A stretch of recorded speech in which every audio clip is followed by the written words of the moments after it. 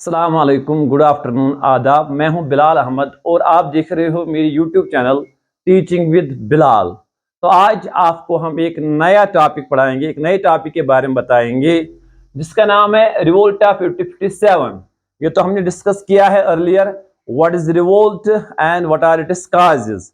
आज इसी revolt of 1857 में हम पढ़ेंगे इवेंट्स, लेकिन इवेंट्स का मैं यहाँ पे आपको पहला फेज बताऊंगा आज। तो उसके बाद आप लीडर्स और सेंटर्स में आपको बताऊंगा। मैं तो पूरे इवेंट स्टार्टिंग से लेकर एंड तक आपको बताता, लेकिन पहले फेज में हम पहुंचेंगे वहां तक जब तक हिंदुस्तान ने इसको स्टार्ट किया। तो दूसरा जो फेज है उसमें उसमें हम आपको बताएंगे कि how the British suppressed the revolt. तो सारा ये वीडियो अगर कंटिन्यू करोगे तो आपको ये नहीं समझ आ जाएगा तब तक जब तक हम लीडर्स और सेंटर्स को नहीं समझेंगे कि what were the centres and what were the leaders of the revolt of 1857। तो बेटा स्टार्ट करते हैं आज का टॉपिक।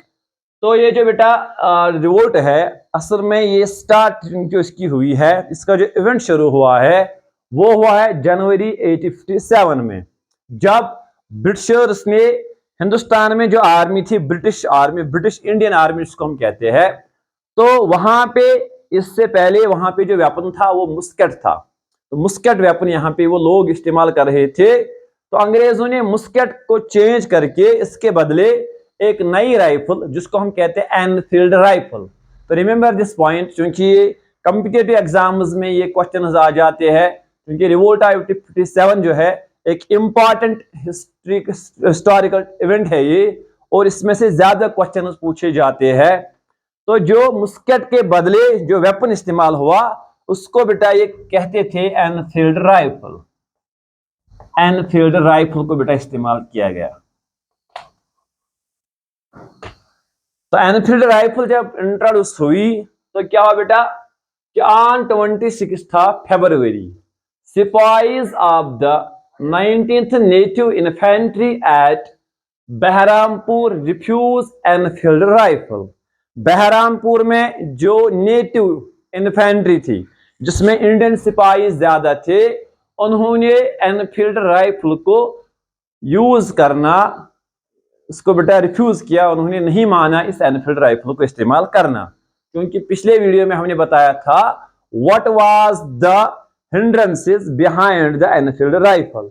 एनफील्ड राइफल में ऐसा क्या था कि उन्होंने इस राइफल को नकारा, इसको रिफ्यूज किया, इसको नहीं इस्तेमाल उन्होंने किया। तो बेटा उसमें मैंने आपको अर्लियर बताया था कि it was cartridge was greased with the cows and pigs fat. It was an inauspicious act among the Hindus as well as among the Muslims. That is why on 26th of February they refused to use the Enfield rifle. Now what happened later on? On 29th of March, Mangal Pandey, one of the first martyr of the revolt, जिसको हम कहते हैं पहला martyr, जिसने पहली बार अंग्रेजों के खिलाफ आवाज उठाई, जिसने पहली बार इस अपना रिएक्शन दिखाया, इस एनफील्ड राइफल को नकारा। जब अंग्रेजों ने फोर्स किया कि नहीं आपको इस्तेमाल करना है, तो मंगल पांडे ने अपनी राइफल खोली, अपना जो उसके पास वेपन था वो खोला, and he wants to British soldiers या टू ब्रिटिश ऑफिसर्स हम कह सकते हैं, उनको बेटा वहां पे उसने वार्न किया जो जिनकी बाद में डेथ हुई। तो मंगल पांडे ने इस एनफील्ड राइफल के रिएक्शन में दो ब्रिटिश ऑफिसर्स को मारा। क्योंकि eight the time India was dominated by the British authorities, उनके पास जो लॉ एंड ऑर्डर था वो उन्हीं के हाथों में था, जो उस वक्त का जो जस्टिस का जो सिस्टम था वो उन्हीं के हाथों में था। तो क्या हुआ बेटा कि उन्होंने on 8th of April 1857 Mangal Pandey was hanged, Mangal Pandey को फांसी दे दी गई। तो धीरे धीरे ये जो इवेंट्स है वो बढ़ गए, और उन्होंने तो धीरे धीरे इवेंट जो है ये रिवोल्ट की ओर बढ़ गए, और उन्होंने इस रिवोल्ट जो है इसकी तैयारी शुरू कर दी। तो फिर क्या हुआ, 8th of May 1857 troops of 3rd Bengal cavalry found guilty and sentenced for 10 years। क्योंकि उसके बाद जो बाकी सिपाहीज थे उन्होंने भी इस एनफील्ड राइफल को नकारा। उन्होंने भी जो ऑर्डर्स थे अपने कमांडर्स के, अपने ऑफिसर्स को के, उनको नकारा। और इन बंगाल कैवलरी के 85 ट्रूप जो थे, 85 ट्रूप जो थे, they were found guilty and they were sentenced for 10 years, और उनको 10 साल की सजा दे दी गई।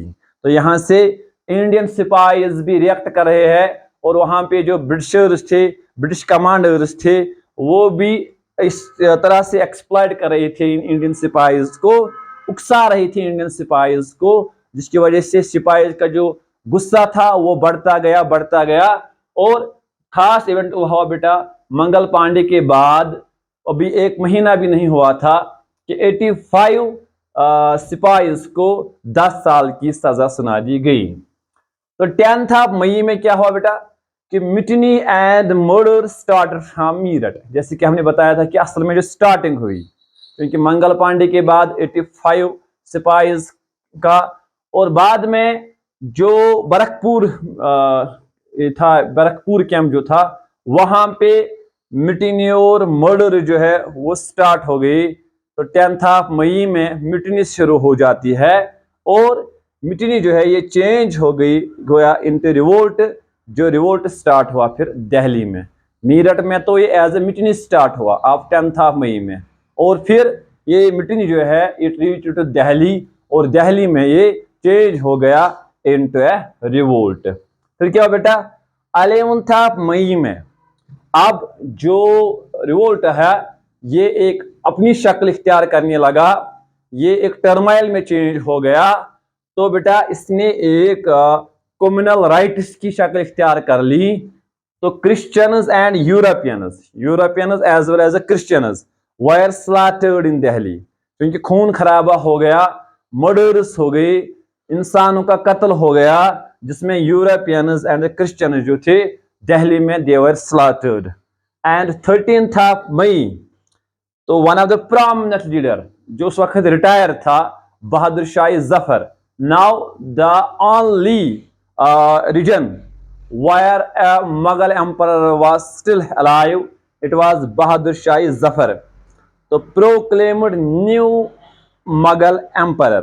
जो रिबिलियंस थे वो वहां पे फोर्ट की तरफ पहुंचे, और उन्होंने वहां पे स्लोगन्स दिए, शहनशाही हिंदुस्तान जिंदाबाद, और बहादुर शाह जफर को उन्होंने डिक्लेयर किया अपना नया रूलर।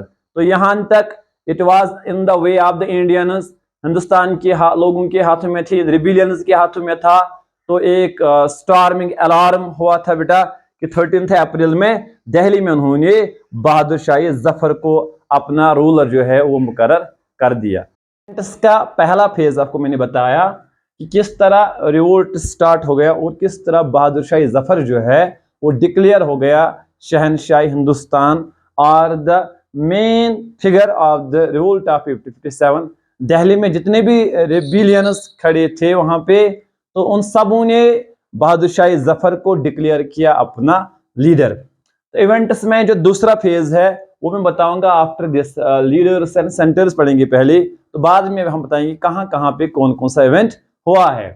तो स्टार्ट में जो सेंटर जहां से स्टार्ट हुई मिटनी, तो ये भी मैंने बताया आपको, जो पहला जो लीडर इसमें रहा है दैट वाज मंगल पांडे, जो बरकपुर रेजिमेंट में एक सिपाही था, और जिसने वहां पे मिटनी स्टार्ट की अपने 2 ऑफिसर्स को मार के। तो आपको इतना ही याद रखना है, who was the leader of the revolt in Barrackpore, it was Mangal Pandey. तो मीरठ के बाद ये पहुंचा दिल्ली। तो दिल्ली में क्योंकि अभी मैंने बताया बहादुर शाह जफर, बहादुर शाह इसका नाम था, और जफर इसका तखल्लुस था, एक टाइटल था इसका जफर, क्योंकि वो एक शायर भी रह चुके हैं। तो बहादुर शाह जफर इसका लीडर था, क्योंकि वो एक ओल्ड 80 इयर्स ओल्ड मैन था। तो उसका एक वहां पे डिप्टी था, जिसको हम कहेंगे बेटा एक उसका असिस्टेंट था, या in at the time we can say the commander था, जिसका नाम था बकत खान। तो Bahadur Shah Zafar was assisted there by Bakht Khan in Delhi. तो क्वेश्चन आपको आ जाएगा, who was the leader of the revolt in Delhi? It was Bahadur Shah. And who was the general of the Bahadur Shah Zafar? It was Bakat Khan. क्योंकि दोनों ने मिलजुल के दिल्ली को लीड किया है। तो उसके बाद रिवोल्ट जो है वो कानपुर पहुंचा। तो कानपुर में रिवोल्ट को लीड किया नाना साहिब ने। तो remember these points, important points है ये।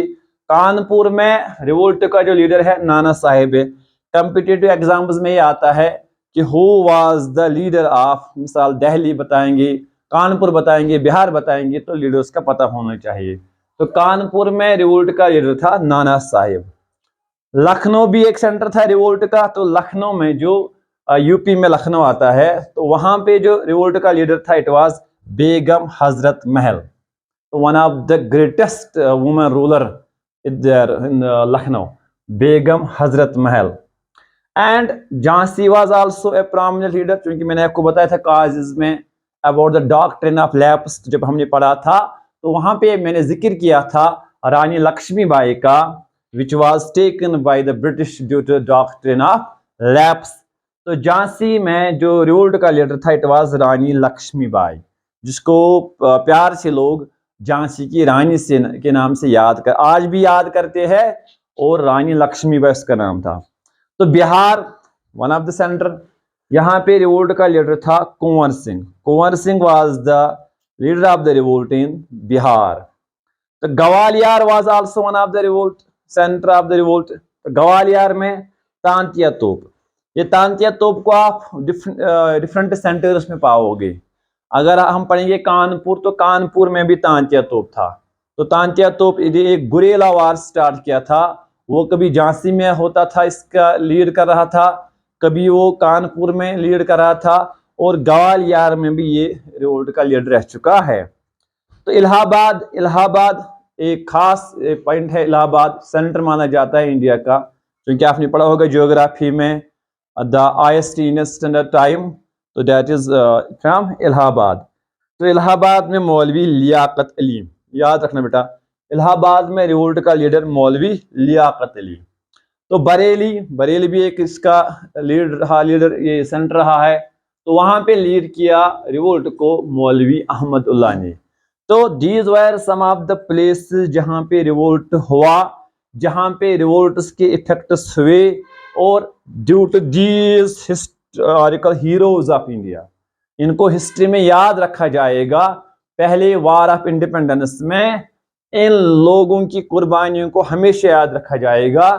तो इन लीडर्स का नाम जो है वो पता होना चाहिए। I think it is enough for today.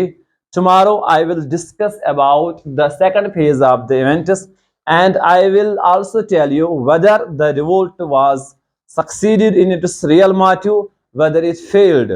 The second phase of the revolt or its events, second phase of the events, or the cause of the failure or success of the revolt of 57। तो मेरी channel को subscribe करना ना भूलना, क्योंकि इससे एक encouragement मिलती है। तो आगे हम और भी बहुत सारे क्लासेस के वीडियोस बना रहे हैं, चाहे वो 9th की हिस्ट्री हो, 10th की हिस्ट्री हो, 7th 6th जो मेरे बिलाउड स्टूडेंट्स है उनके लिए भी मैं डिफरेंट जो लेसन्स है उनके वीडियोस बनाने जा रहा हूँ। Till then take care, God bless you. If you have any question तो you can ask me in the comment box, तो मैं वहाँ पे आपको दूसरे वीडियोस में उन सवालों का जवाब दे सकता हूँ। Thanks.